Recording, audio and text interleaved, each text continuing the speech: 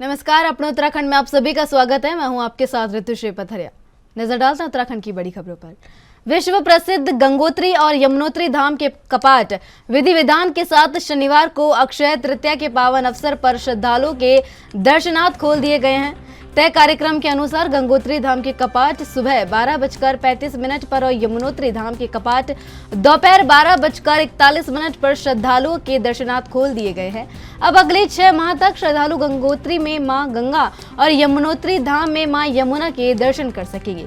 आज पहली पूजा प्रधानमंत्री नरेंद्र मोदी के नाम से की गई। मुख्यमंत्री पुष्कर सिंह धामी ने शनिवार को खरसाली यमुनोत्री में पूजा अर्चना की। उसके बाद मां यमुना जी की उत्सव डोली को शनिदेव की अगुवाई में खरसाली से यमुनोत्री धाम के लिए रवाना किया गया। इस दौरान सीएम पुष्कर सिंह धामी ने कहा कि यमुनोत्री चारधाम यात्रा प्रारंभ हो गई है। मैं सभी को बधाई देता हूं और इस बार की यात्रा हर्षोल्लास के साथ होगी। कोई भी श्रद्धालु यहां आएंगे तो सभी को दर्शन कराएंगे, इसलिए कैंपिंग की व्यवस्था को समाप्त कर दिया गया है।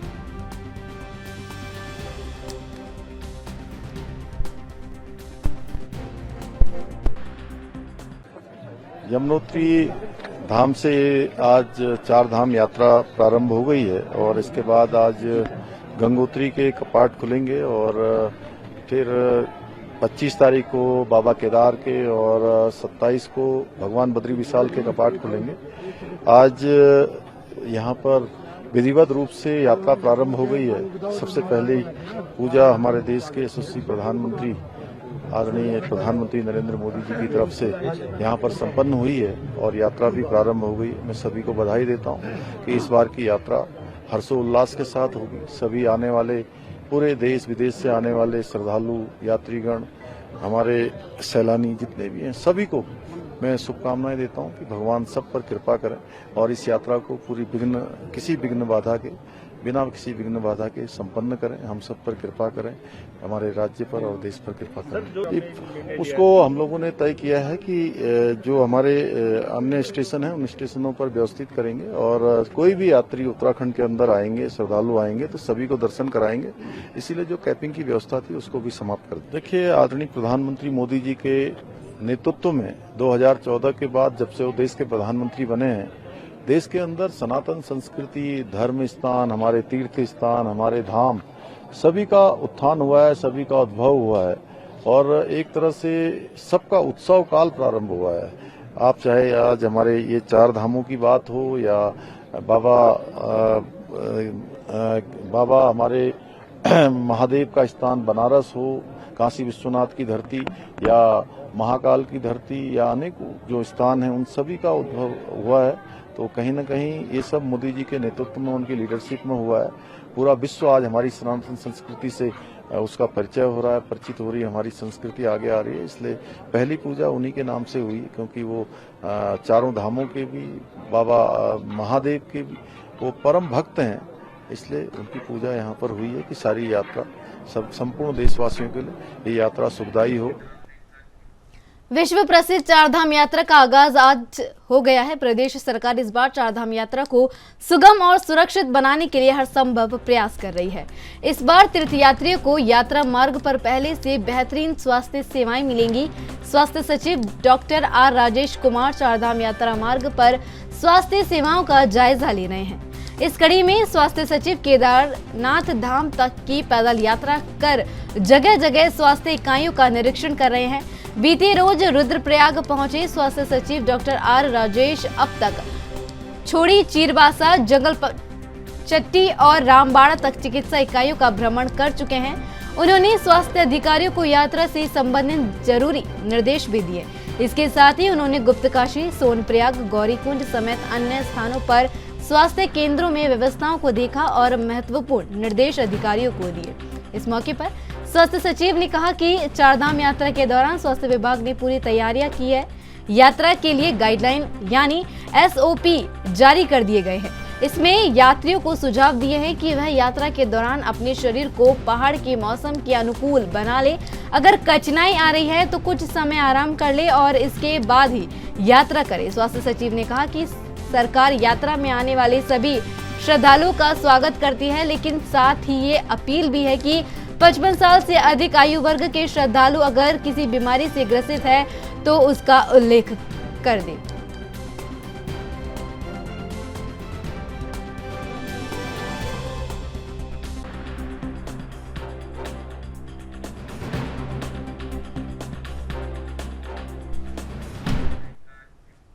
चारधाम यात्रा का शुभारंभ होने के बाद जनपद देहरादून के एसएसपी और डीएम व्यवस्थाओं का निरीक्षण करने के लिए ऋषिकेश पहुंचे। दोनों अधिकारियों ने जो कमियां व्यवस्थाओं में दिखाई दी उन्हें दुरुस्त करने के निर्देश अधिकारियों को दिए। ट्रैफिक व्यवस्था को भी बेहतर रूप से चलाने के लिए पुलिस अधिकारियों को निर्देशित किया गया। आज एसएसपी दिलीप सिंह कुंवर और डीएम सोनिका ऋषिकेश पहुंची। सबसे पहले उन्होंने यात्रा ट्रांजिट कैंपस का निरीक्षण किया। इस दौरान दोनों अधिकारियों ने अधीनस्थ अधिकारियों के साथ बैठक की। डीएम ने निरीक्षण के दौरान जहां चंद्रभागा पुल से आईएसबीटी को जोड़ने वाली सड़क के समय से डामरीकरण नहीं होने पर नाराजगी जताते हुए नगर आयुक्त को आड़े हाथ लिया। वहीं एसएसपी ने ट्रैफिक व्यवस्था को लेकर शहर से लेकर श्यामपुर फाटक और नेपाली फार्म तक निरीक्षण किया।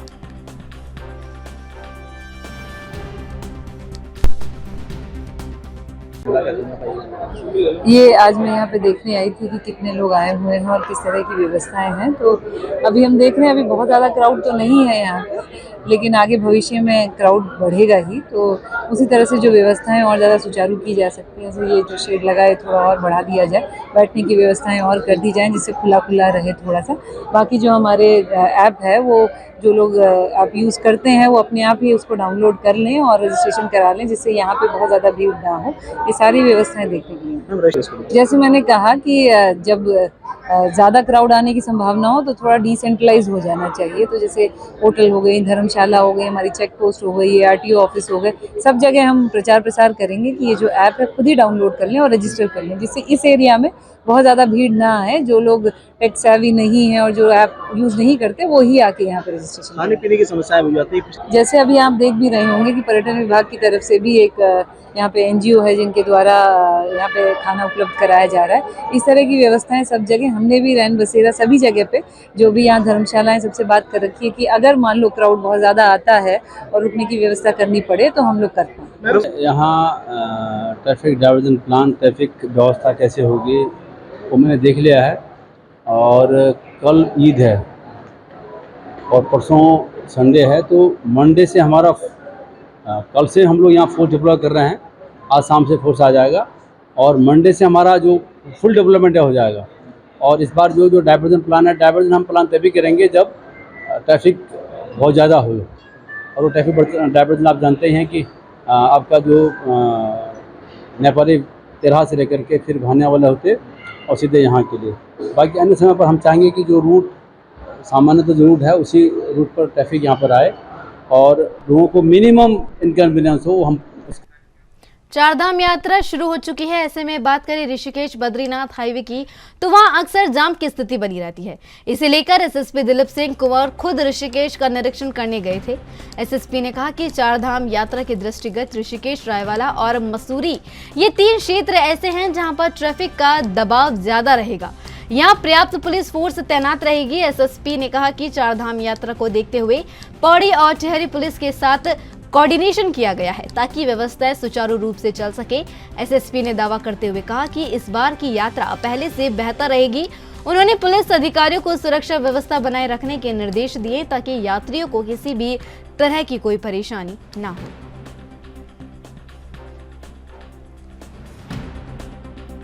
देखिए, हमारे यहाँ चारधाम के दृष्टिगत हमारे यहाँ ऋषिकेश, रायवाला, ऋषिकेश, मसूरी और आपका जो डोईवाला थाना क्षेत्र और राजपुर, पटेल नगर और आपका केलवन टाउन, ये थाने हैं जो बड़े महत्वपूर्ण हैं, बहुत संवेदनशील हैं। और इसमें विशेष रूप से रायवाला, ऋषिकेश और मसूरी ये 3 थाना क्षेत्र हैं जहाँ पर प्रेशर रहेगा ट्रैफिक के हिसाब से भी और क्राउड कंट्रोल के हिसाब से भी। तो हमने वहाँ एक SOP बनाया हुआ है और वहाँ पर हमने पर्याप्त फोर्स उपलब्ध करा दी है और उसमें कोऑर्डिनेशन भी होता है हरिद्वार के साथ, उधर पौड़ी के साथ, टिहरी के साथ, वो हमारे कोऑर्डिनेशन पे रहेगा।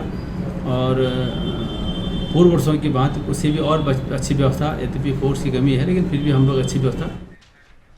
मुख्यमंत्री पुष्कर सिंह धामी ने एक दिन पहले चारधाम यात्रा का शुभारंभ ऋषिकेश में बसों को हरी झंडी दिखाकर किया। ऐसे में अगर सरकार की व्यवस्था की बात करें तो श्रद्धालु के चेहरे पर काफी खुशी देखने को मिल रही है। ऑनलाइन एक श्रद्धालु का रजिस्ट्रेशन केवल 3 से 5 मिनट में हो रहा है। इससे श्रद्धालु के चेहरों पर खुशी की लहर है। अगर ऑफलाइन पंजीकरण की बात करें तो तब भी अब तक 4 से 5 लाख श्रद्धालुओं ने ऋषिकेश से पंजीकरण कर लाभ उठाया है। अगर पूरे आंकड़े की बात करें तो यहां श्रद्धालुओं की संख्या 18 लाख के पार हो चुकी है।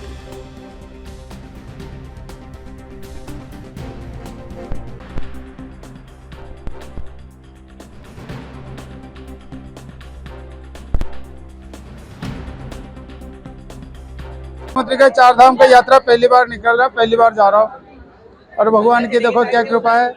आज तो एंट्री का दरवाजा खुला है, अब आगे का दरवाजा भगवान की इच्छा हो तो खुल जाएगा, आराम से दर्शन करके आ जाएंगे।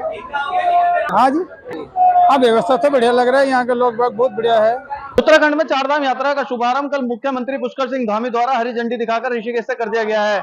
ऐसे में अगर सरकार की व्यवस्था की अगर बात करें तो ठीक आप मेरे पीछे देख रहे हैं किस तरीके से ये ऑफलाइन रजिस्ट्रेशन काउंटर है। यहाँ पर श्रद्धालु किस तरीके से अपना रजिस्ट्रेशन कराने पहुंच रहे हैं। केवल और केवल 5 मिनट के अंदर यहाँ पर एक श्रद्धालु का रजिस्ट्रेशन हो रहा है। अगर आंकड़ों की अगर बात करें तो इस टाइम 4 से 5 लाख की संख्या में जो है श्रद्धालुओं ने यहाँ से रजिस्ट्रेशन का लाभ उठाया है। अगर टोटल आंकड़ों की बात करें तो कम से कम 16 से 17 लाख श्रद्धालु जो है इस टाइम रजिस्ट्रेशन करा चुके हैं। जी हाँ, मैं ऋषिकेश से ANB न्यूज के लिए सागर।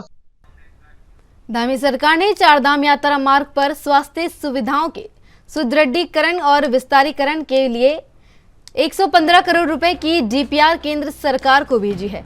इसमें श्रीनगर मेडिकल कॉलेज में कैथ लैब, सिटी स्कैन और MR मशीनों का क्रिया करने के साथ ही यात्रा मार्ग की चिकित्सा इकाइयों का उच्चारण करने भी शामिल है।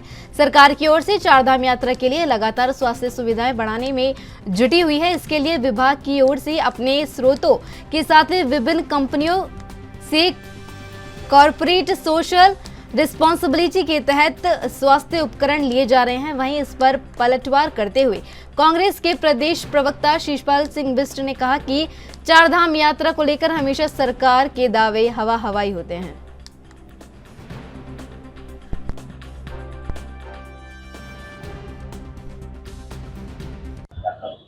देखिए, चारधाम यात्रा को लेकर सरकार के दावे हमेशा हवाई होते हैं और चारधाम यात्रा शुरू होने से पहले सरकारी अमला और प्रदेश के पर्यटन मंत्री बड़े बड़े दावे जरूर करते हैं, लेकिन जब चारधाम यात्रा शुरू होती है, अगर पिछले साल के ही उदाहरण को आप ले लें कि तमाम तीर्थ यात्रियों की, श्रद्धालुओं की जिस प्रकार से तीर्थ क्षेत्रों में स्वास्थ्य सेवाओं के अभाव में मौतें हुई और केदारनाथ में जिस प्रकार से निर्जीव घोड़े खच्चरों को बड़ी भारी मात्रा में अपने प्राण गंवाने पड़े, तो ये प्रदेश की स्वास्थ्य सेवाओं पर पहले से ही सवालिया निशान खड़े कर रहे हैं। अब ये चाहे जितनी भी सहायता केंद्र से मांग लें, ये धरातल पर उसका यूज नहीं करेंगे, क्योंकि कल हमने देखा कि जिस प्रकार से राज्य के औषधि भंडार में औषधियों का अंबार लगा हुआ है, लेकिन वो दूर दराज के गांवों तक, दूर दराज के जो प्राथमिक स्वास्थ्य केंद्र है, ये जिला स्वास्थ्य केंद्र है, वहां तक तो न उपकरण पहुंच रहे हैं, न स्वास्थ्य सेवाएं पहुंच रही हैं। जब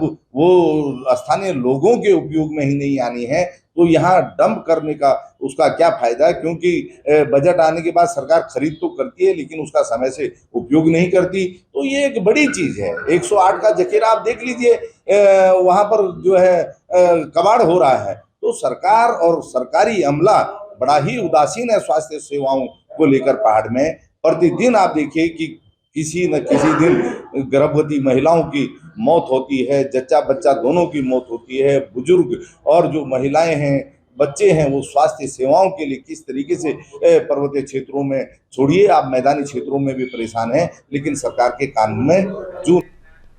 फिलहाल वक्त है छोटे से ब्रेक का। ब्रेक के बाद फिर नजर डालते हैं खबरों पर।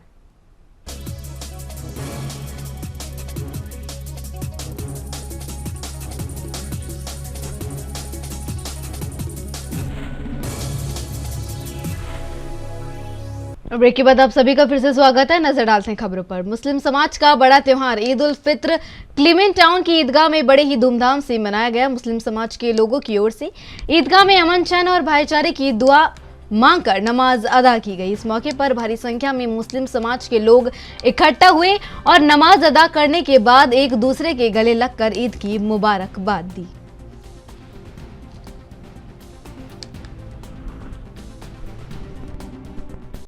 आपस में मिलने जुलने का दिन है और जो टूटे हुए दिल हैं उनको दिल जोड़ने का दिन है और अल्लाह की तरफ से ये इनाम का दिन होता है। तो पूरे महीने मेहनत करते हैं, रोज़े रखते हैं, कुरान पढ़ते हैं, तरावी पढ़ते हैं, तो उसका बदला अल्लाह आज देता है। वो बदले का दिन है और अल्लाह की तरफ से, अल्लाह के नबी की तरफ से ये हुक्म है कि आज के दिन सबको आपस में भाईचारे के साथ रहना चाहिए, भाईचारे को फैलाना चाहिए, मोहब्बत, उल्फत, उनसियत को फैलाना चाहिए। अपने अज़ीज़ व अक़ारिब, अपने रिश्तेदार, दोस्त अहबाब, खा वो किसी भी मज़हब व मिल्लत के हों, सबके साथ जुड़कर मोहब्बत के साथ अपने दस्तरखान पर बुलाएं, उनके साथ अपनी खुशियों को साझा करें। यही ईद है। ईद के माने ही खुशी के हैं और खुशी उसी में होती है जब आपस में दिल। पूरे देश में आज ईद का जश्न मनाया जा रहा है और देश भर में ईद की नमाज अदा की गई। उसी कड़ी में जनपद उधम सिंह नगर के जसपुर में भी ईदगाह स्थलों पर एक साथ हजारों लोगों ने ईद की नमाज अदा की। इस मौके पर सुरक्षा व्यवस्था के कड़े इंतजाम भी किए गए थे।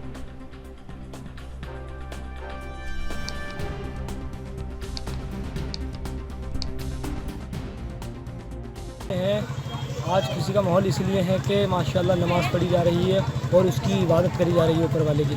और थोड़ा गम ये है कि हमारे दरमियान से रमज़ान मुबारक का महीना बरकतों वाला विदा हो रहा है, थोड़ा इसलिए गम है।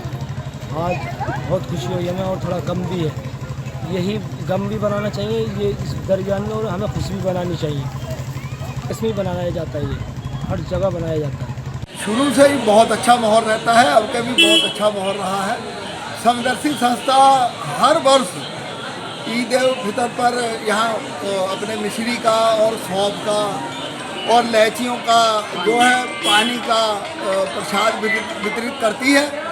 और यहाँ नमाज बहुत बड़ी तादाद में हमारे जसपुर में जो पढ़ी जाती है और हमारे जो ईद उल फितर मनाते हैं मौलाना लोग नमाज पढ़ाते हैं। जब नमाज कदा होने के बाद फिर सभी कोई अपने अपने तरीके से ईद मिलन का कार्यक्रम द्वारा बधाई दी जाती है कि जो उनसे ईद मिलन का कार्यक्रम होता है। तो समदर्शी संस्था ने भी यहाँ हर साल ही अपना कैंप लगाती है और इसी तरह से राजनीतिक दल, सामाजिक संस्थाएं जितनी हैं, बीच में कुछ सामाजिक संस्थाएं भी लगाती हैं, राजनीतिक दल भी अपना अपना लगाते हैं। तो यहाँ जसपुर में तो माहौल बहुत शुरू से बहुत अच्छा रहता है। भारत में कहीं कुछ हो, उत्तराखंड में कुछ हो, जसपुर का हमारा बहुत ही शांतिमय तरीके से हर एक त्यौहार, दशहरा का पर्व हो, चाहे ईद का पर्व हो, चाहे गुरु नानक पर्व हो, बड़े ही सद्भावना से के साथ मनाए जाते हैं। जसपुर क्षेत्र के त्यौहार जो हैं लोग मिलजुल कर मनाते हैं। इसी कड़ी में आज हम यहाँ पर समदर्शी संस्था के बैनर तले हमने भी यहाँ पर सेवा का कैंप लगा रखा था। पूर्व में ये कल अलविदा जुमे की और आज ईद की नमाज़ पढ़ी गई है और इसमें जैसे कि पूर्व में हम लोग के द्वारा सभी मौजूद व्यक्तियों की मीटिंग लेकर उनको जो भी आवश्यक दिशा निर्देश थे वो दिए गए थे, उसके अनुरूप ही आज सभी चीज़ों का, सभी हिदायतों का ध्यान रखते हुए नमाज़ पढ़ी गई है और सकुशल संपन्न हुई है। और इसके तहत पूरा फोर्स के डिप्लॉयमेंट की जहाँ तक बात है तो पूरा जसपुर थाने का फोर्स सुबह 4 बजे से हम मुस्तैद हैं और सकुशल नमाज। उत्तराखंड के श्रीनगर गढ़वाल में भी मुसलमान समुदाय के ईद को लेकर उत्साह देखा गया। यहाँ हजारों की संख्या में मुस्लिमों ने ईदगाह में इकट्ठा होकर सुबह की नमाज अदा की। इसके साथ ही गले लगकर सभी को ईद की शुभकामनाएं भी दी। इस दौरान मुस्लिम समुदाय के लोगों ने कहा कि वे कामना करते हैं कि ईद की देश में हिंदू मुस्लिम भाईचारा बना रहे।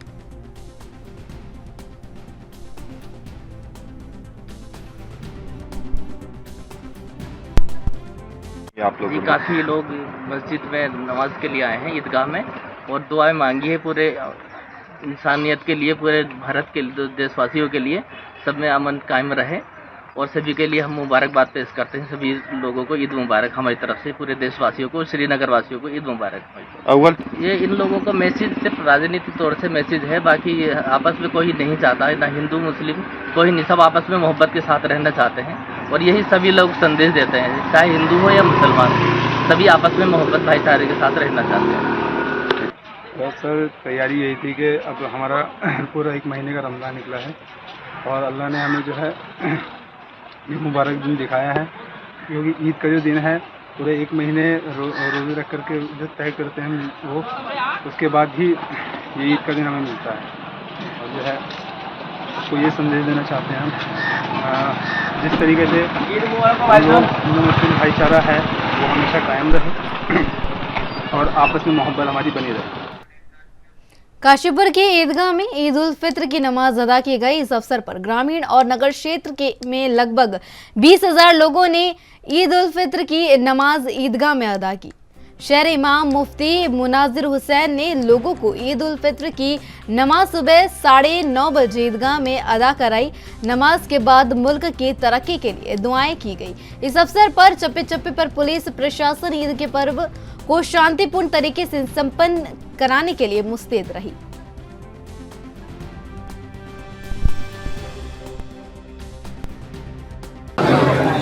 देखिए माशाल्लाह जो ईद का त्यौहार मनाया गया है इसमें सब लोगों को अमन और शांति का पैगाम दिया गया है, आपस में भाईचारगी का पैगाम दिया गया है। मुल्क की तरक्की के लिए, मुल्क में शांति बनाने के लिए ये मकसूद दुआ की गई है अल्लाह तबारक व तआला की बारगाह में कि हमारे मुल्क में शांति रहे, मुल्क में तरक्की हो जाए, मुल्क में अमन और सुकून और शांति रहेगी तो इंशाअल्लाह ताला सारे हालात बेहतर से बेहतर रहेंगे। आपस में आप एक दूसरे से मुबारकबाद दें, गले मिलें, मोहब्बतों से रहें, बुग़्ज़ व कीना हमारे दिल से निकल जाए, तभी हमारा मुल्क तरक्की करेगा जब आपस में भाईचारगी रहेगी तो।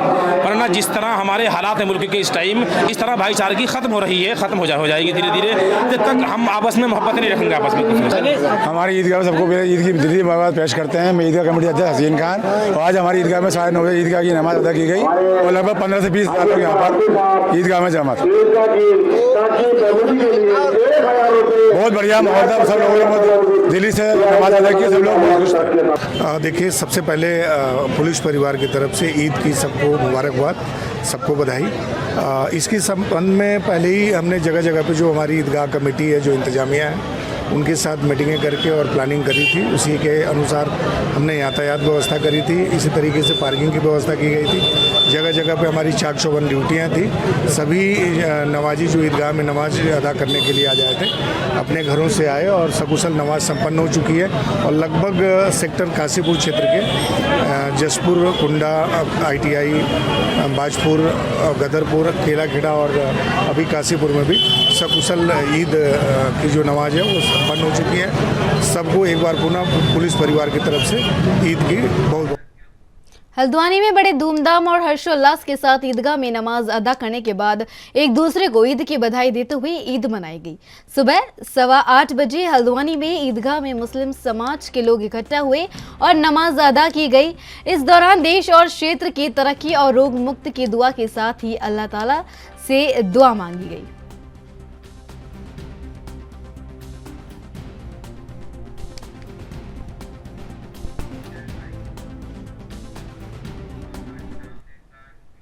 रमजान मुकम्मल होने के बाद सितारगंज में मुस्लिम समाज के लोगों ने बड़े ही अकीदत और अमन चैन के साथ ईद का त्यौहार मनाया और एक दूसरे को ईद की मुबारकबाद दी।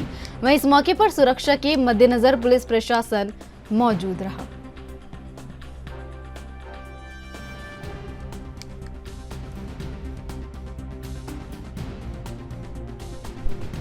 ईद की सुरक्षा के लिए पुख्ता सुरक्षा व्यवस्था रखी गई थी, AC लगाई गई थी, पुलिस फोर्स लगाया गया था। ईद सकुशल संपन्न हो गई है, पूरे क्षेत्र में ईद सकुशल संपन्न हो गई। आप सभी भाइयों को मेरी तरफ से ईद की बहुत बहुत बधाई हो और बहुत बहुत ईद आपको। ईद उल फित्र के मौके पर पचफादून क्षेत्र में भी काफी रौनक देखने को मिली। इस दौरान पचफादून के विकास नगर, कालसी, हरबटपुर, सहसपुर और सेलाकुई सहित आसपास के तमाम क्षेत्रों में ईदगाह और मस्जिदों में ईद के मौके पर पढ़ी जाने वाली खास नमाज अदा की गई। इसी क्रम में विकासनगर की ईदगाह में जामा मस्जिद के इमाम मौलाना सईद अहमद ने ईद की नमाज पढ़ाई और तकरीर दी।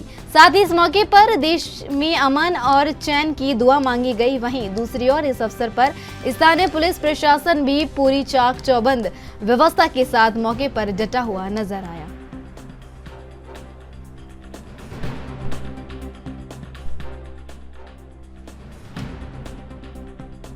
हमने लोगों को और आवाम को ये बात समझाई कि भाई ईद और त्यौहार को जो है बड़े आराम और सुकून के साथ में इस त्यौहार को मनाना चाहिए। इसमें किसी तरीके के साथ दंगा फसाद और फोशा बातें नहीं करनी चाहिए। ये बुरी बात है, हमें अल्लाह उसके रसूल ने मना फरमाया है ऐसी चीज़ों से। इसलिए अमन व सुकून के साथ में हमें ईद अदा करनी चाहिए। अल्लाह ताला हम सबों को, हमने यही तमाम लोगों को सिखाया और बयान किया है कि भाई सभी शांति के साथ, आराम के साथ में और बड़े खुशो खुर्रम के साथ, इत्मीनान के साथ, सुकून के साथ में अपना त्यौहार मनाएं और किसी को तकलीफ़ ना दे और किसी भाई को किसी कोई दिक्कत और परेशानी वाक़ई नहीं हुई। अल्लाह का बड़ा फजल व एहसान हुआ। और मेरे साथ उत्तराखंड की बड़ी खबरों में बस इतना ही। देश विदेश की तमाम और अहम बड़ी खबरों के लिए बने रहिए एनबी न्यूज़ पर। नमस्कार।